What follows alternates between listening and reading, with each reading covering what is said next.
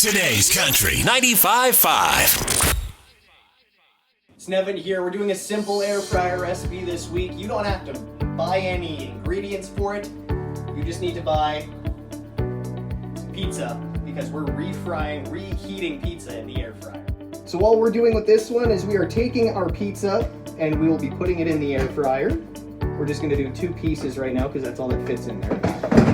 Slide it in, turn it on, and you are going to go 320